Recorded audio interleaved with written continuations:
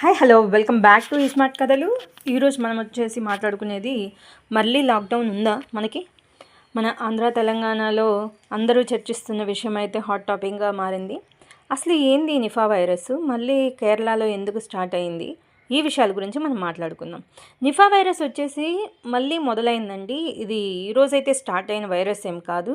ఇది ఏంటంటే జంతువుల ద్వారా మరలా స్టార్ట్ అయ్యింది అని చెప్పేసి కేరళలో అనేసి చెప్తూ ఉన్నారనమాట. ఇది 2018లో 2021లో కేరళలో భారీగా కూడా ప్రబలిందనమాట.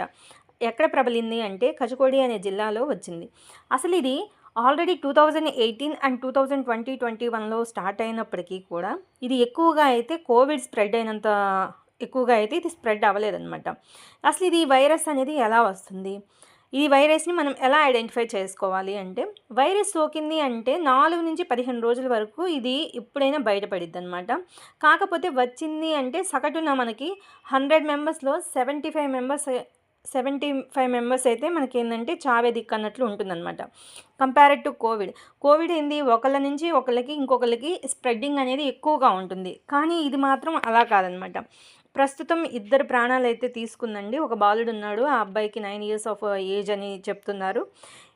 అలాంటప్పుడు ఇది ఒక అంటువ్యాధి. ముఖ్యంగా ఇది దేని మీద ఎఫెక్ట్ అవుతూ ఉండిద్దంటే, ఫస్ట్ దీని సిమ్టమ్స్ మనం ఎలా కనుక్కోవచ్చు అంటే, ఫస్ట్ ఫీవర్తో స్టార్ట్ అయ్యి ఫీవర్ నుంచి అదేంటంటే బ్రెయిన్కి కూడా మన మెదడుకి కూడా ఏంటంటే ఎక్కువ వాపు అనేది వస్తుందన్నమాట.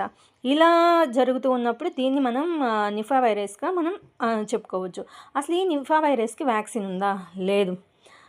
వ్యాక్సిన్ అనేది అసలు ఈ నిఫా వైరస్కి 2018 నుంచి ఉన్నా కూడా ఇది ఇంతవరకు వ్యాక్సిన్ అయితే కనుక్కోలేదండి.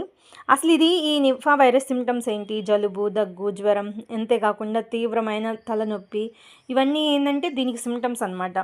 ఇప్పుడు నార్మల్గా అయితే మనకి కరోనా వెళ్ళిన తర్వాత ఈ సిమ్టమ్స్ ఉన్నా కూడా నార్మల్గా ఏమనుకుంటున్నారు ప్రతి ఒక్కరు, ఇది నార్మల్ ఫీవర్గానే మనం థింక్ చేస్తున్నాం.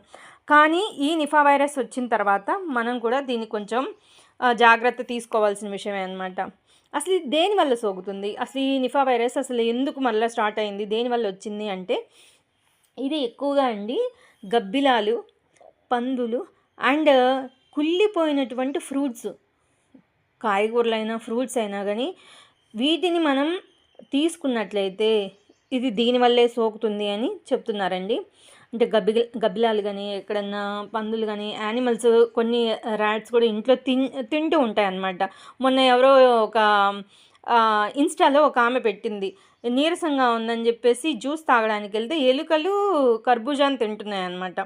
అలాంటి ఫ్రూట్స్ని జ్యూస్ షాప్లో అండి అది ఒకసారి మీరు ఈ వీడియో చూసిన తర్వాత మీరు అండర్స్టాండ్ చేసుకోవచ్చు. ఇన్స్టాలో కానీ ఆమె ఎక్కడో పోస్ట్ చేసింది అనమాట, నేను జ్యూస్ తాగడానికి వెళ్తే ఇలా ర్యాట్స్ ఏంటి ఫ్రూట్స్ని తింటున్నాయని.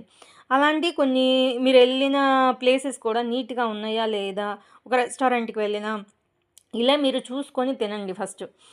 దీనికి మనం నివారణ అనేది ఏంటంటే, ఫస్ట్ కుళ్ళినటువంటి ఫ్రూట్స్ కానీ వెజిటేబుల్స్ని మాత్రం దూరంగా పెట్టండి. ఎవరైనా వైరస్ లేక ఫీవర్ కానీ దేంతో ఉంటారు కదా ఫ్యామిలీస్లో, వాళ్ళకి చిన్న పిల్లల్ని అయితే ఫస్ట్ దూరంగా ఉండడానికి ట్రై చేయించండి.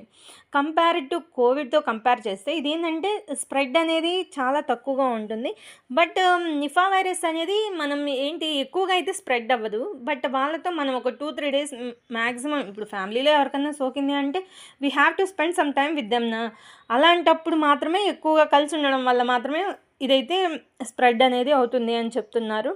దీనికైతే టీకా ఇంకా ఏమి మందు అయితే కనుక్కోలేదు కాబట్టి నివారణ ఒకటే మార్గము. ఎక్కువగా హ్యాండ్ వాష్ చేసుకుంటూ అండ్ దెన్ ఇంకా ఏంటంటే ఈ ఫ్రూట్స్, వెజిటబుల్స్, కొన్ని యానిమల్స్కి మనం దూరంగా ఉంటే దీన్ని చాలా వరకు నివారణ అయితే జరగచ్చు. కంపేర్డ్ టు కోవిడ్ లాక్డౌన్ మనకి ఉంటుందా అంటే మనం ఎక్స్పెక్ట్ చేయలేము. We cannot expect anything. కాబట్టి నివారణ ఒకటే మార్గము. దానికోసం అందరూ ట్రై చేయాలని కోరుకుంటూ signing off. This is Munni. Thank you. Please subscribe my channel. Thank you.